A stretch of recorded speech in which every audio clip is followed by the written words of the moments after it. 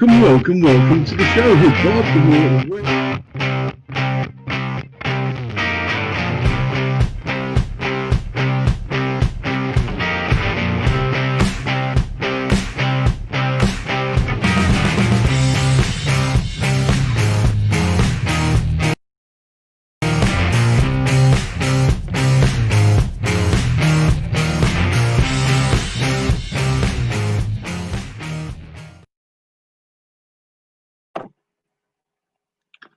Good evening, good evening. No, you are not seeing things. I got to point the right way because it's all in the background. Joe hasn't had a face transplant. We thought, as we're a South African show, we better get a true South African on here. Mr. Dan Van Sale, how are you, sir?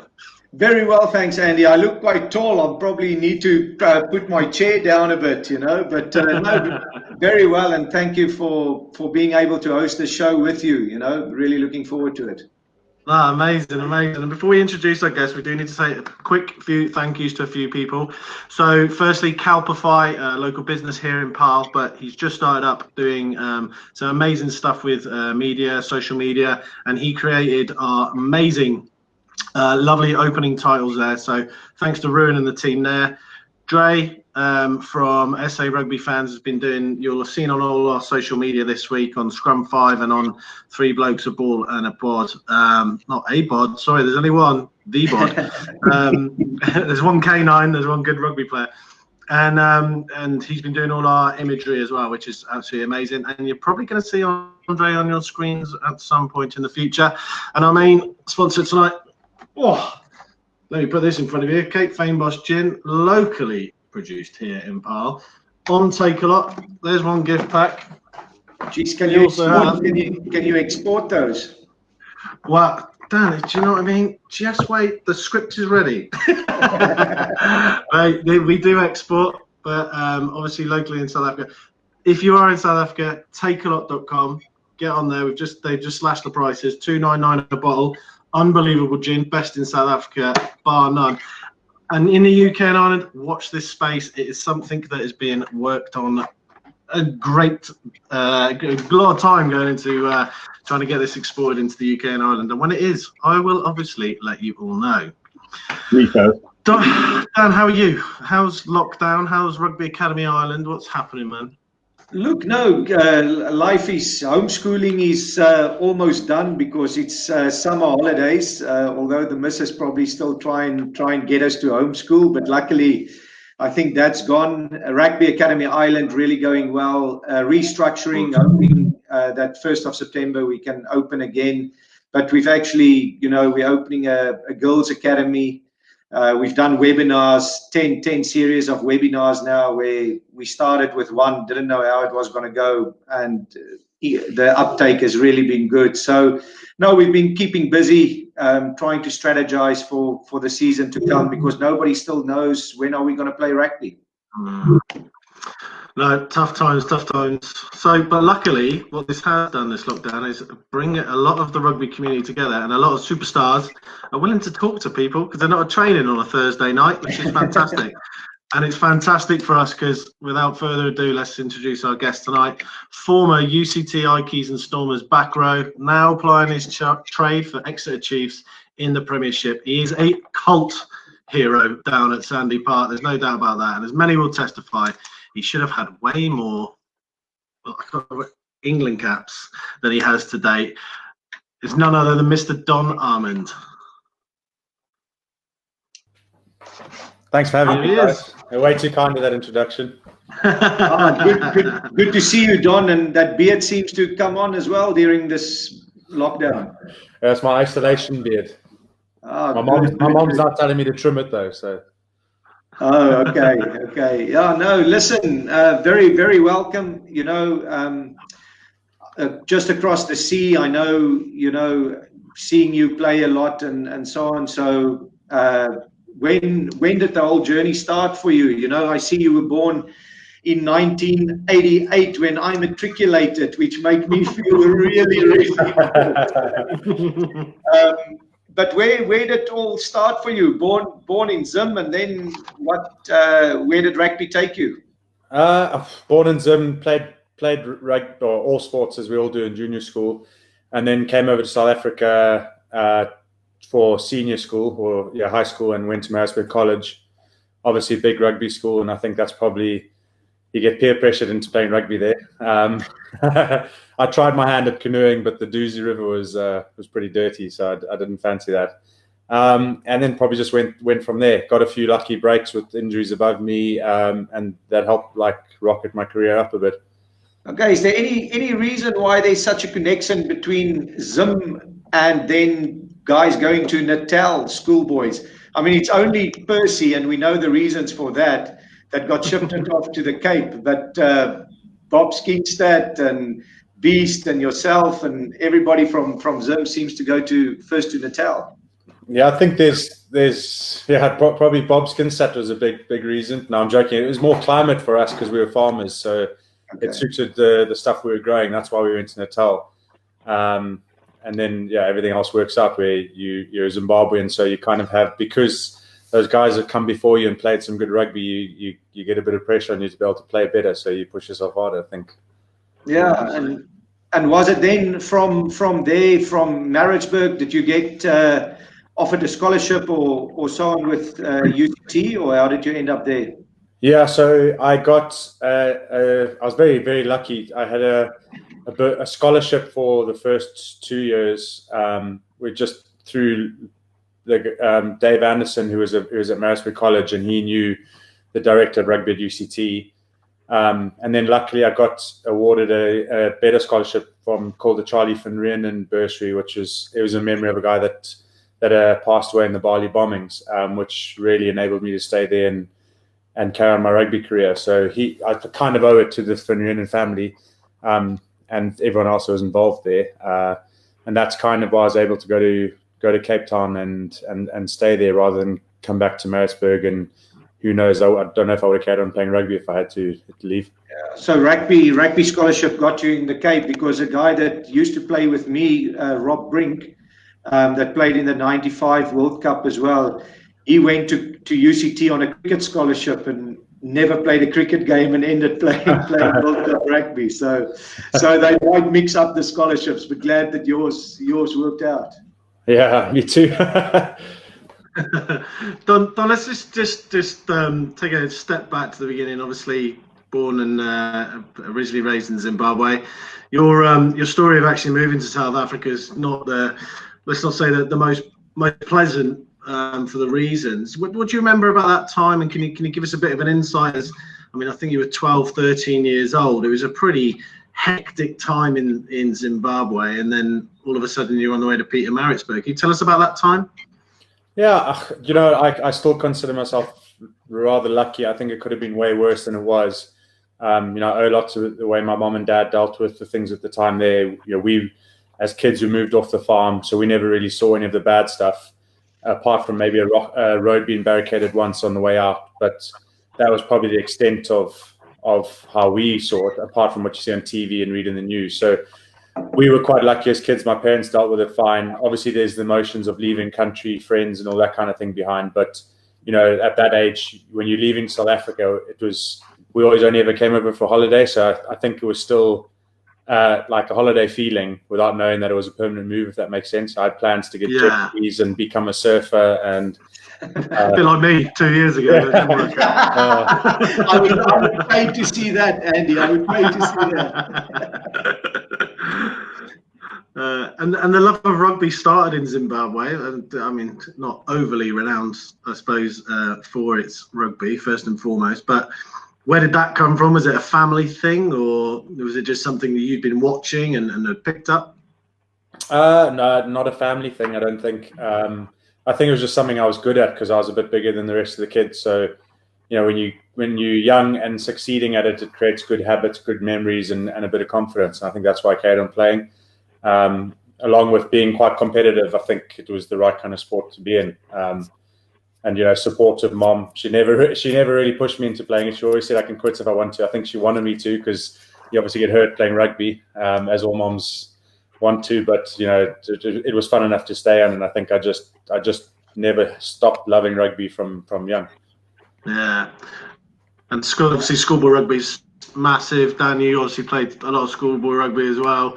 I think for anyone watching in the UK, and Don, you probably have to educate on a daily basis, I'm sure. Like, schoolboy rugby is so huge in South Africa. Did it feel huge at the time, Dan? Please do feel like chipping in at any time, because I sometimes don't feel people get the gravity of how big it is here. No, look, from my point of view, Andy, it was a massive culture shock for me. You know, like. What school were you at, Dan? Sorry. No, not a big school. No, I was in Die Wilgers Hoërskool in Pretoria, and then did as they call it, a post-matric in St. Albans College. And that's probably where, you know, bigger sporting occasions and so on got used to it. But just you know, watching it the whole time, being familiar with everything, and then coming over to Ireland, and the first schoolboy game that we were at, it was only the first team playing. All the other teams are playing in different parts of Dublin against other schools. You don't play against the same school on the same day, and there's 5 people watching. You know, so it was really bizarre. Over years, got used to it, but still, you know, the watching the rugby on stream and so on. It's massive in South Africa, and a real privilege for the guys. Mm. Don, for you, did it feel big at the time? Obviously, I mean, culturally, like, obviously it was a huge move anyway. And then you walk into schoolboy rugby in South Africa. Surely that was a bit like, oh my word. Yeah, it was quite interesting, because I'd watched a South African representative side come and play in a rugby tournament in Zimbabwe at a school called Prince Edward, which was kind of like a big rugby school in Zim. And I saw, it was just one occasion where the South African guy ended up on top of the Zim guy, and he had him by the collar, and he was just saying something really mean to him. And I was obviously way too young to be like used to that kind of aggression. And I was like, geez, he's South African, and they pumped him. And so coming over to South Africa, you always think you're a small fish and going to a big pond anyway. And then now you're a Zimbabwean coming to South African territory and trying to play rugby. So I think I'm lucky that Maritzburg was an English school, because I think if it was an Afrikaans school, it would have been a lot more of a transition, because obviously there's a massive culture with, like, in Afrikaans schools like Grey Bloem and Affies and that probably would have been slightly more intimidating than Maritzburg College. Yeah, I just actually wanted to say that was probably a boertjie on top of the Zim guy and say, Soti, what are you doing here? You know, so that happens on a Saturday in South Africa as well. But and then from Varsity Cup, who was your coaches at Varsity Cup, and how did you come into becoming or to play for Western Province then? My Varsity Cup was Dobbo. So when I first went there, Dobbo, I owe him a lot, actually. He was my under-20s coach before Varsity Cup started, and then when the year the Varsity Cup started, there was a lock. I was playing lock at the time.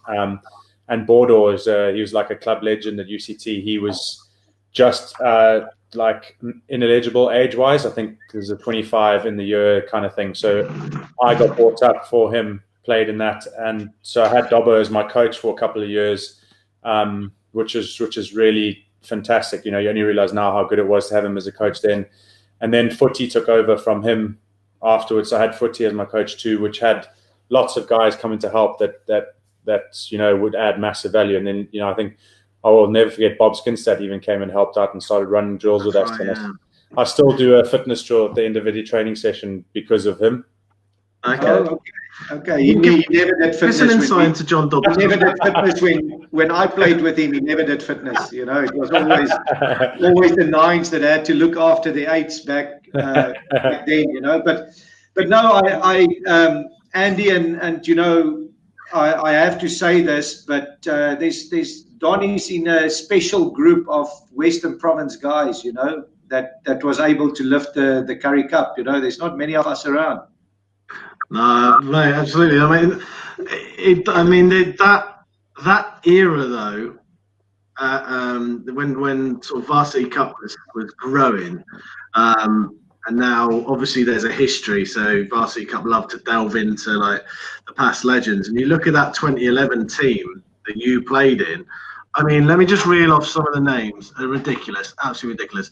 Eben Etzebeth, Nizam Kar, yourself, Dimitri Kachakilis, who still holds, that was the year that he broke the record of the most points, still holds it. Jordan Chide went close that year. Nick Groom, Nick Fenton Wells, and Ricky Schroeder. That's just a few of them. Others were what, mate? What was that like? Seriously, like, I mean, I used to play varsity rugby in the UK in front of one man and a dog. We'd have to clear the dog's business off the pitch first before we could play. I mean, that Green Mile was incredible. Sorry, Andy just broke up there. Yeah, Andy just broke up there. But yeah, what was it like, you know, and UCT sitting on top of the mountain there, you know, did you at least have a few good days that you could play there? And with that team, you probably played some good rugby. It was very windy all of the time, and then if it wasn't windy, it was raining. So we had some good days where the sun would shine. But like Andy said, we also, with those guys you mentioned, would still go and train with one man and his dog watching. So he never left. So good to know.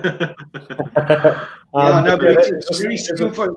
You must have been lucky, you know, and can see that in your play as well. Is that development of the coaches that you had? You know, they all seem to be very much ball in hand, let's go and play a bit of ball type of coaches. We, at a certain period in your career, is great to have those guys. Yeah, definitely. I think coming from UCT to Chiefs too, there was a big thing of making sure that everyone could play the ball and not just the backs and the forwards to the rucking. So I think that was one of the things that attracted me over here. But I think I was lucky at the time at UCT to be involved with the coaching setup that was like that pushed being able to play, being skillful, being better people. It was just all around just a fantastic environment to be in. Yeah, and a great setting as well. So, but more to now, you know, what are you doing during the lockdown period? What is training like? Do you guys have certain parameters that you have to do? Who's the you know, is there a Bowden Barrett in your team that's gonna arrive a lot fitter than all the other guys? Oh, definitely. There's definitely a few guys that are going up that. I think Henry Slade's been putting his workouts all over the internet. I just want to jump in here. I listened to a Jack Noel interview last week. I heard he's in the gym 5 hours a day just to avoid changing nappies. Yeah. So he's going to come out like a gym monkey and not be able to move, isn't he? I think there'll be a few of those guys, him and Jackie Endall, to name a few. But yeah, I think otherwise we've got stuff that we can do to keep fit. The club's been quite accommodating in terms of giving us equipment to use, obviously on our own, because you know you can't really be sharing that kind of stuff. So my garage is now turned into a home gym, which it never was before, and I think it might be in the future because I've actually really enjoyed it. And then we've just had to keep obviously running fit, and you have to go and find a place that you can run. At the beginning, it was harder. You go and find a field that you don't know how many holes are in it, and try and not break your ankle while trying to run your fitness. But it was good. It was good for a change. So it's good for mentally to change it up a bit. And are you managing to keep into some sort of training routine day to day, or is it just a case of grab the time? I mean, like, what are you getting information off Rob Baxter? Are you getting training schedules, or is it very much leave it? You're all adults, you can sort yourselves out, but just make sure you come back in the best physical peak. I think it's definitely that. It was a bit of, you know, you've got to keep fit, because we could go in next week and then say, for instance, a cure gets found, a vaccine gets found, and they're going to want to have us play matches 3 weeks later, because the reality of it is we've lost so much money by not playing games that we need to make sure that we're ready to go as soon as possible to get the ball rolling again. And I think that's one big concern in terms of rugby everywhere in all the countries, is that if you're not playing the matches, there's no income, TV money, or like it just has a massive effect. So there's kind of, he did say that there's a bit of responsibility on us as players to not let the ball down, because we will, rugby or sport as a whole will have a big role to play in keeping the community uplifted a bit and giving them something to look forward to, and just a bit of a break from a period that's probably going to be quite difficult for a lot of people. No, definitely. And it's actually quite a weird situation, because I don't think there's going to be any off season really, you know, because everybody's just keeping going. That as you rightly say there, when the green light is there, everybody will just start, and it's almost going from the season into the next. So that must be tough mentally as well, to just keep you going. Not even the physical part of it, but mentally to just. And I think maybe we might see that at the end of next season. That the guys mentally might be quite drained. Yeah, I think there's going to be a lot of things that we won't be able to predict, but we've kind of been told to treat this as our off season, which we did. So we've been given weeks where they've just said, don't even worry about doing fitness. Just I know you can't go anywhere, but the likelihood is if we play any of the games this season, you're going to play as many as you can before next season. So you could get 1 week's break and then have to go into the next one. And that's just the way it is. And it's, from that point on, it's more up to the coaches to be able to use squads as best possible to make sure that you're not getting 15 guys that are just battering themselves every week, but you're actually using everyone. So it'll be interesting to see how different teams approach it. It's been interesting, actually. There's a lot of players have come out and said that this actually may prolong their career. You're, let's just say, combative player. You're all action. You'll throw your body in anywhere.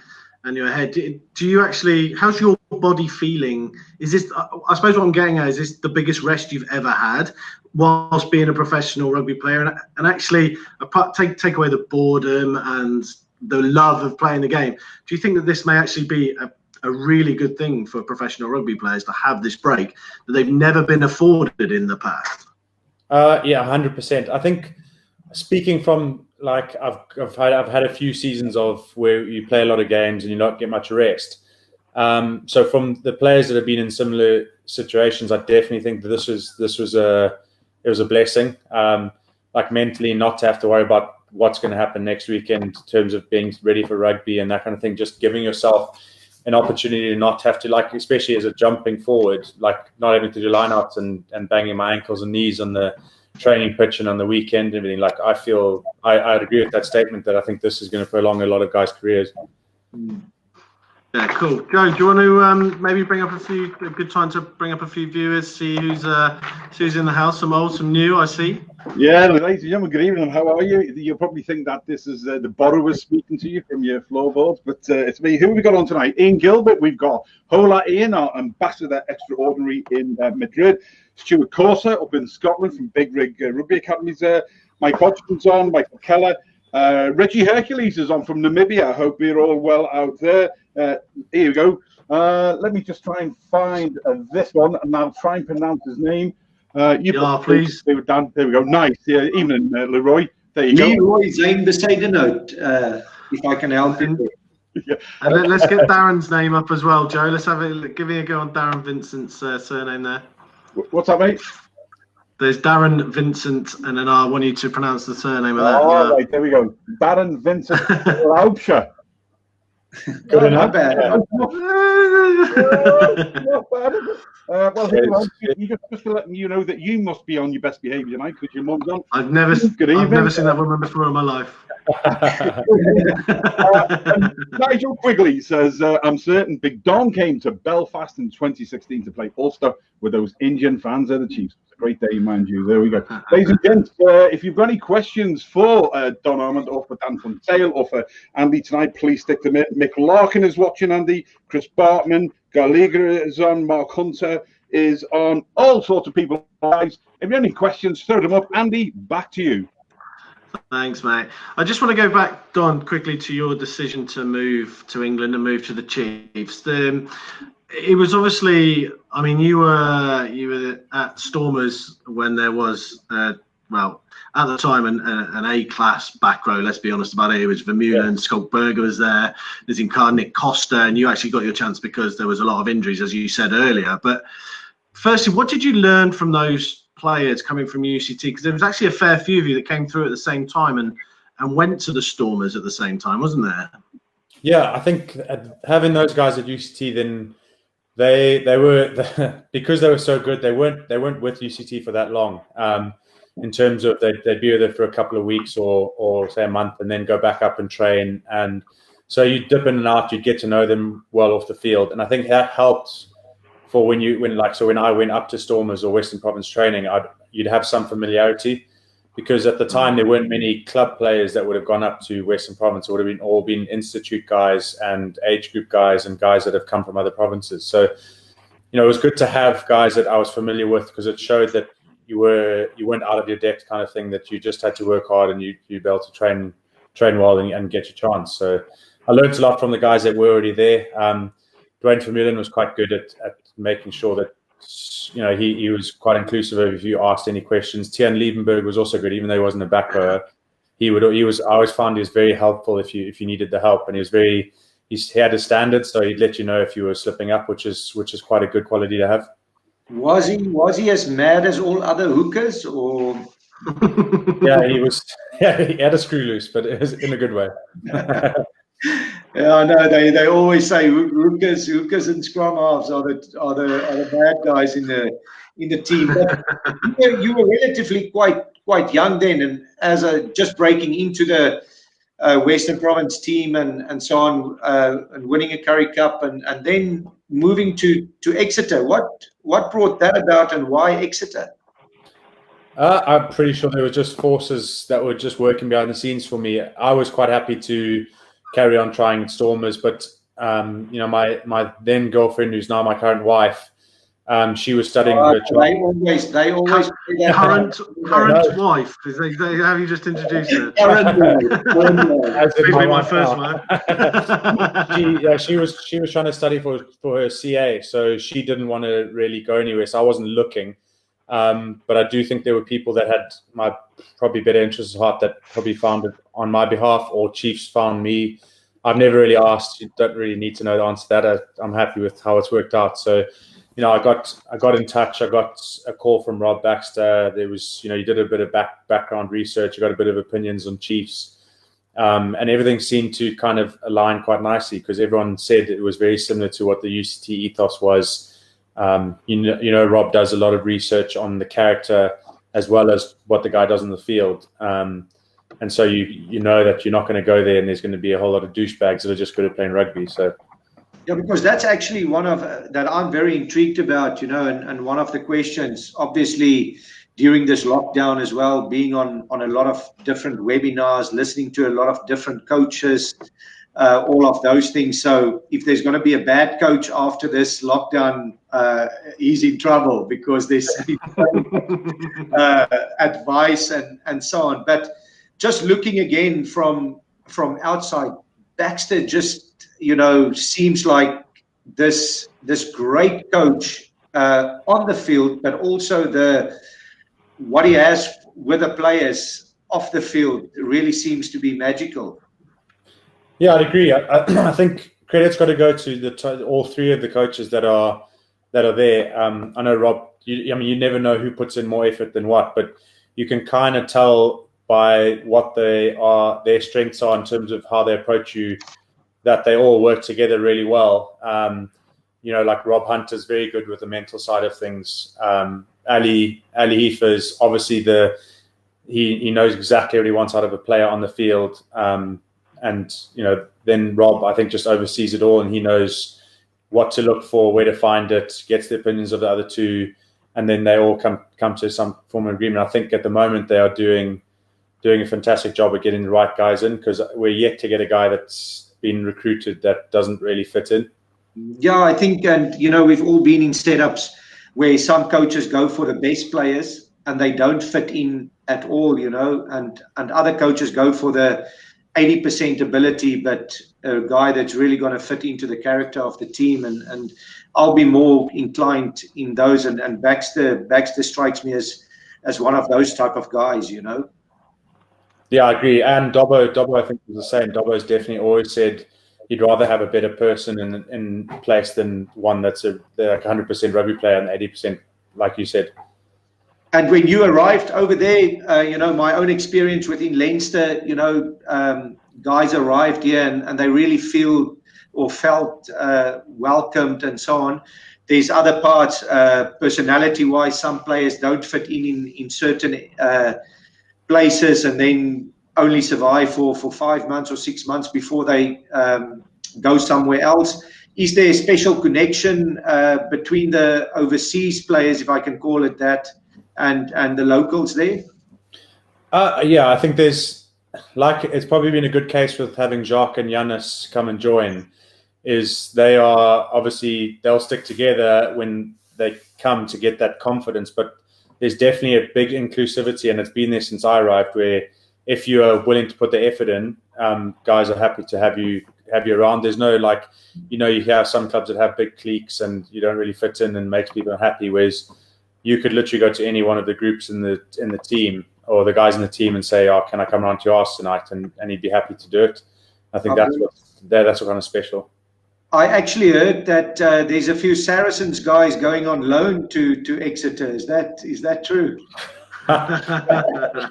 Unless they pay in their own way, I highly doubt that. I texted Don the other day and said, "I promise you won't look for any headlines during this. Cheers, Dan. You've got to get as much trust of Don."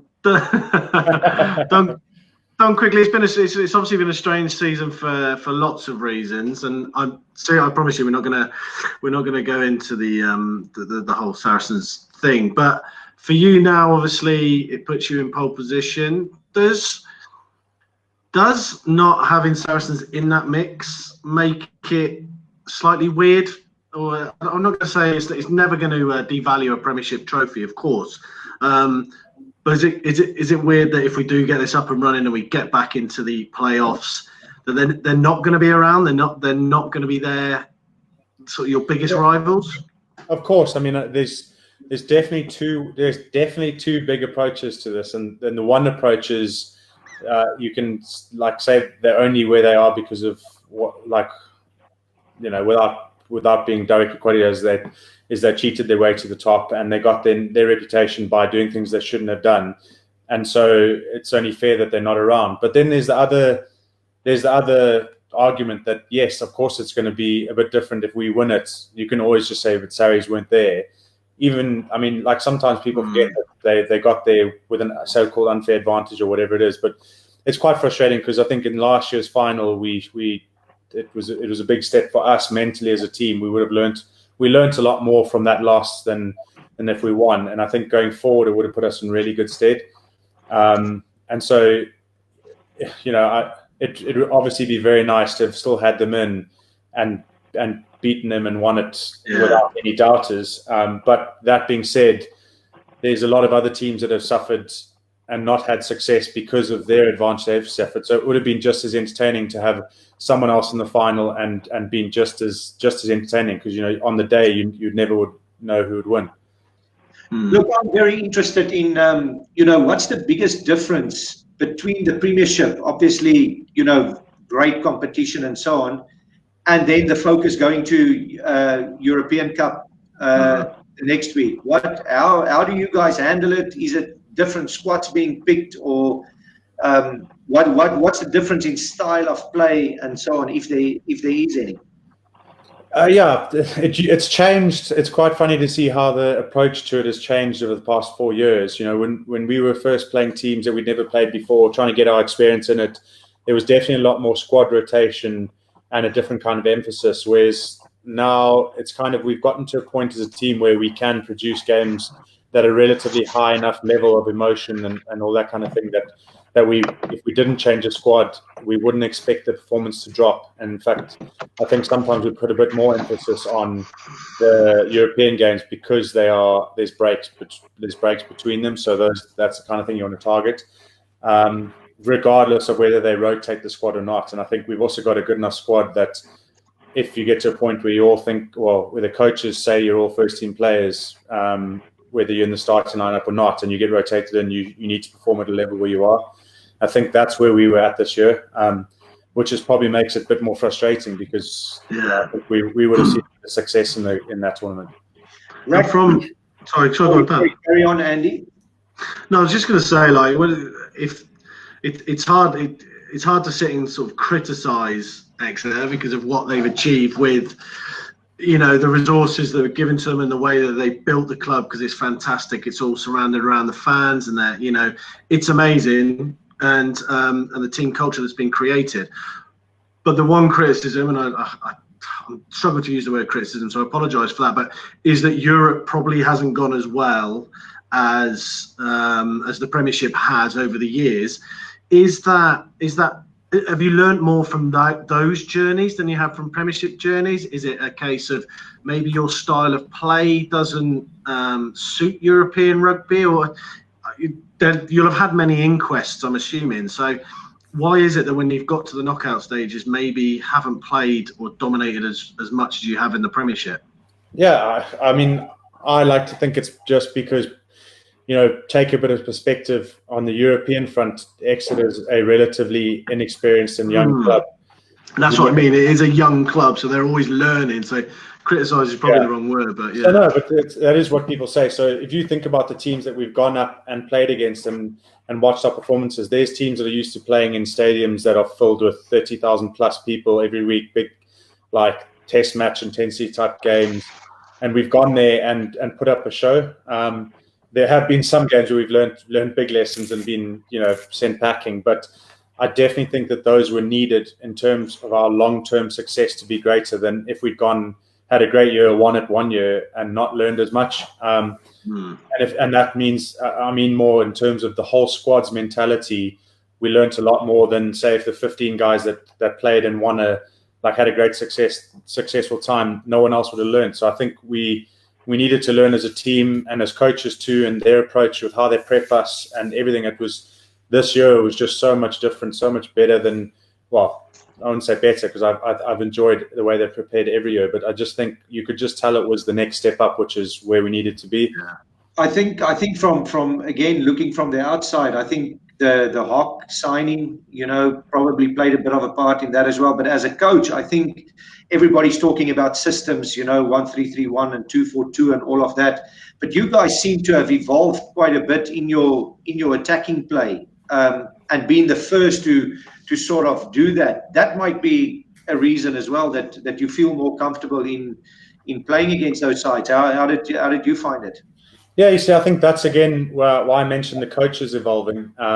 It's because they dictate the way we play and they know the tactics and everything. And I think we used to just go exactly the same no matter what. Whereas there's a lot of different aspects when you play in Europe. The breakdown's different, the refs are different. The way you treat the match is different. And I think you could see we obviously signing Hoggy and that, he's got a lot of experience from the back. He adds something different.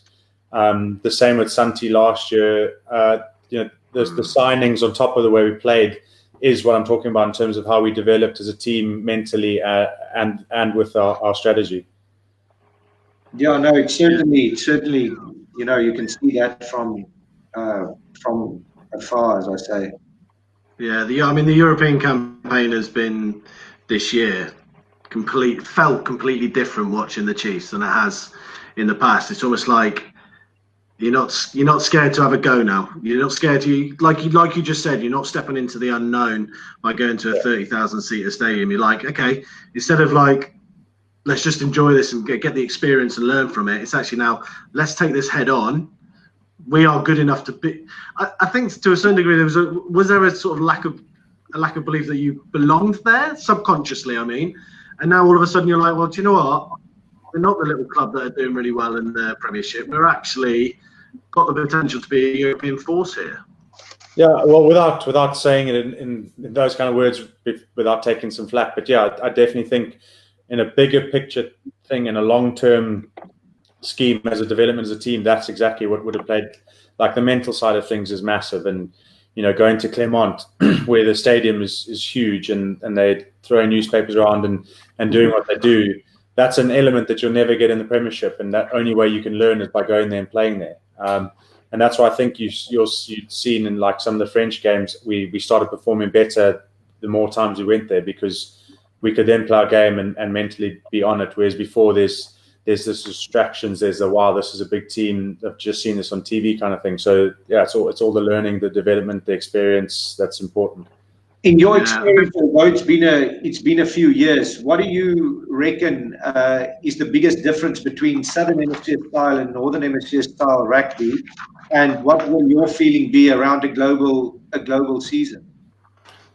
Oh, it's a question that I've heard asked so many times and still wouldn't be able to tell the answer because I think it would be a fantastic matchup between the way New Zealand teams play against English sides, because we have some really attacking English sides that's like, the defensively they're not necessarily the best, whereas the South African teams are all a lot more physical. There's a lot more focus on the defense. So, if you look at Sarries, they probably have that big influence, and you look at Wasps, they're a very attacking side. So I think you'd see a lot of the English teams succeeding where they previously haven't against some Super Rugby teams, and some of the more successful English teams probably not being as successful.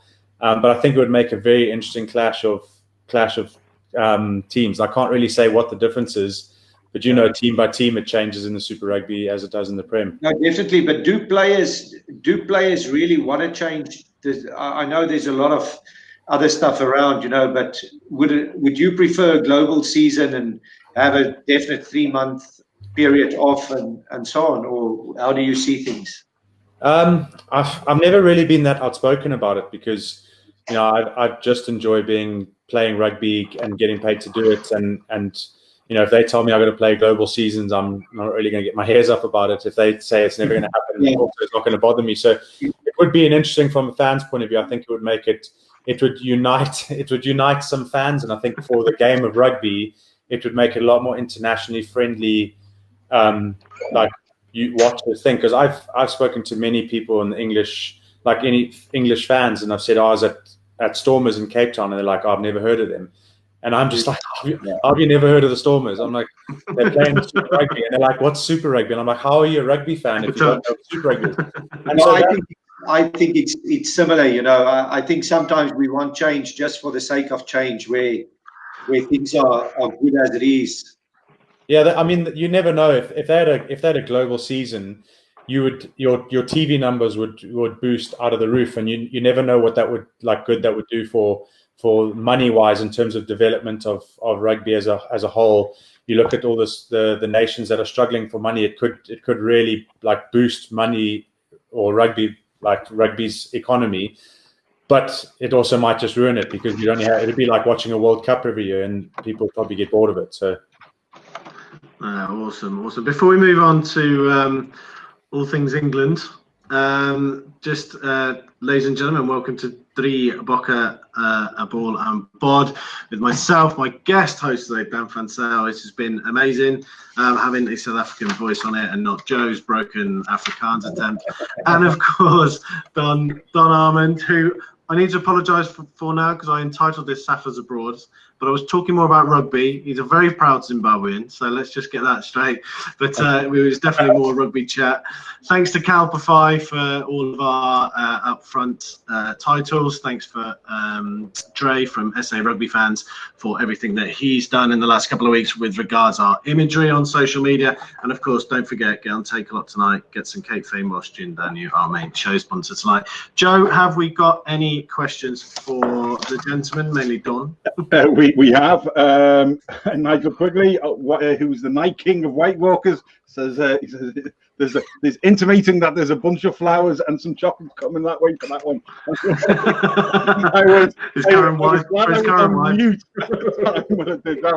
We've got a whole pile of people watching from across the globe.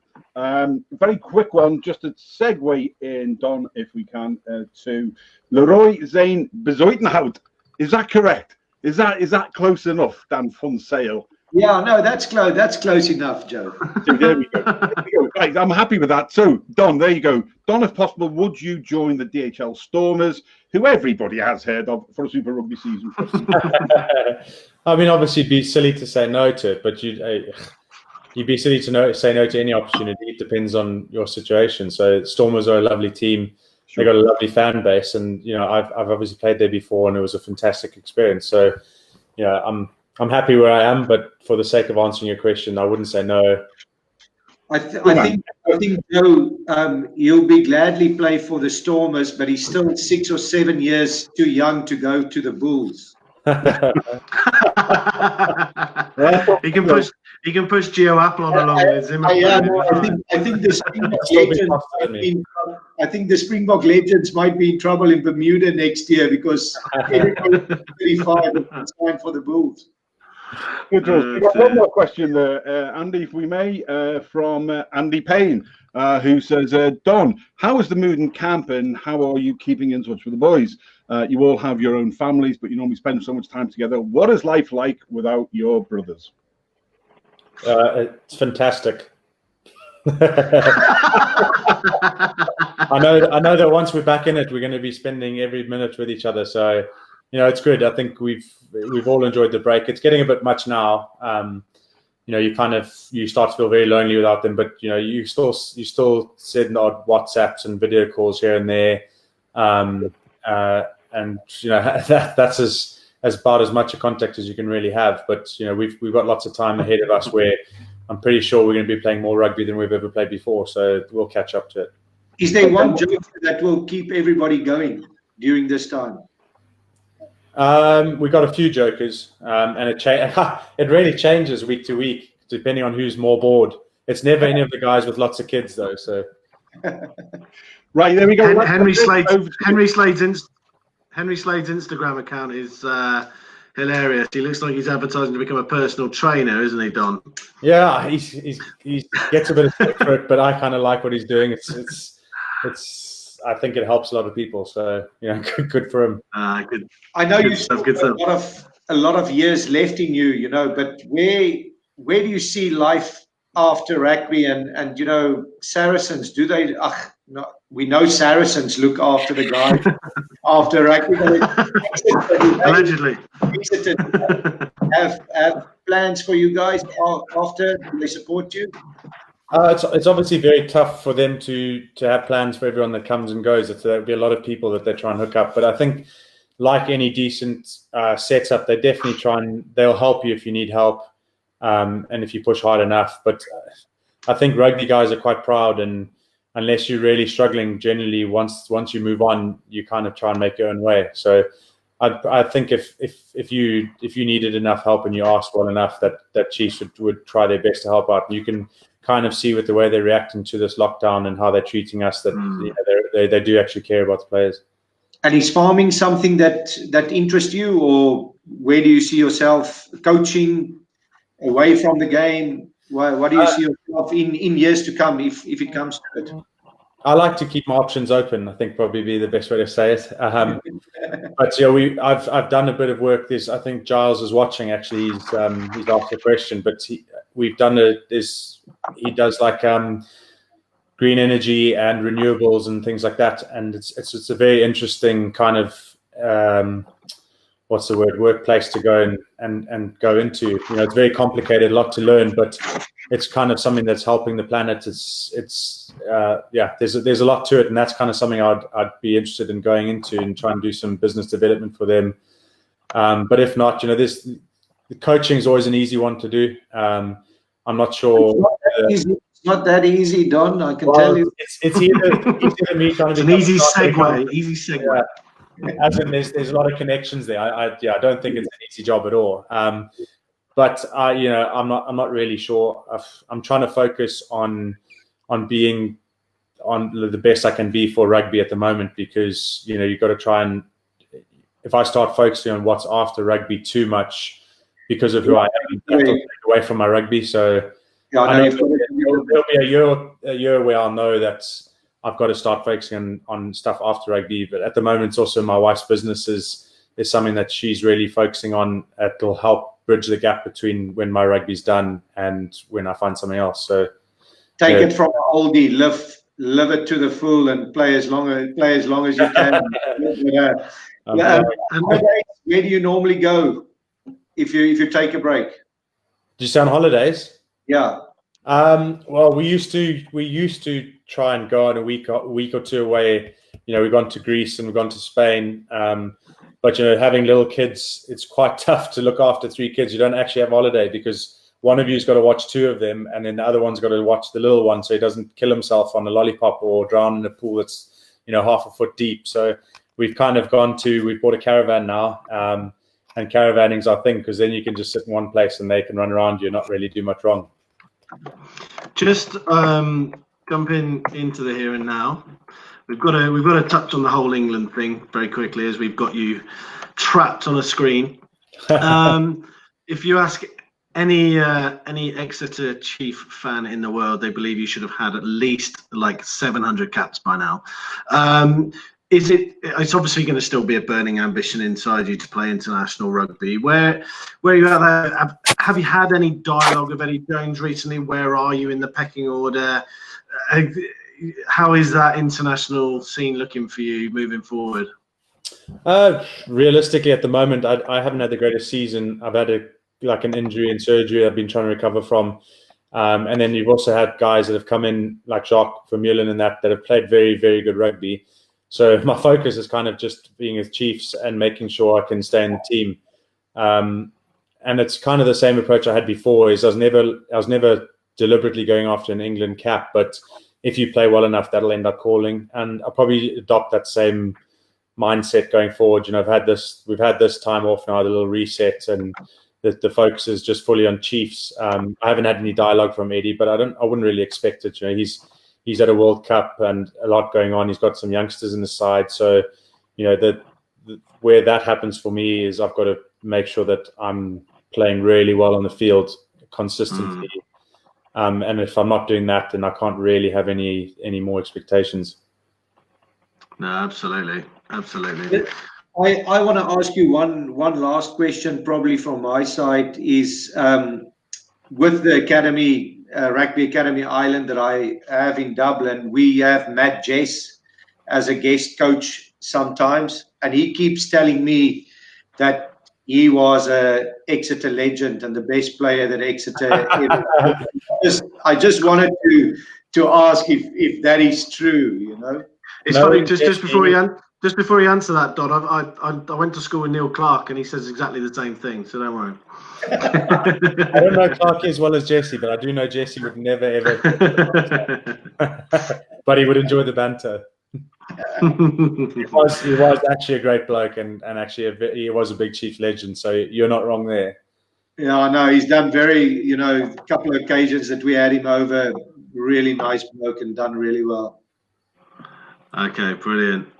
Guys, an unbelievable evening yet again. I've enjoyed every second of it. Don, thank you so much for coming on tonight. It's been great to chat rugby with you. Great to get a real insight into the man himself, because you don't say too much on the pitch. You say a lot with your tackling and shoving your head in places that people shouldn't be shoving their heads, which is probably why you're injured now.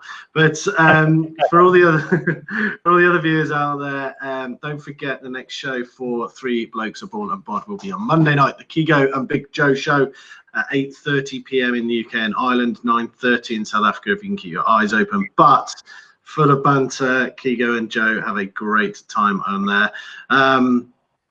So yeah, from me, Dan, thanks so much for adding a South African voice to our South African show, which is a bit strange as an Englishman living in Paarl, a man from the Western Cape in Ireland, and a man from Zimbabwe in the southwest where I grew up. All very strange, but gentlemen, I live in the Winelands, so anytime you're over this way, please do give me a shout, and we will crack open a few bottles. No two ways about it.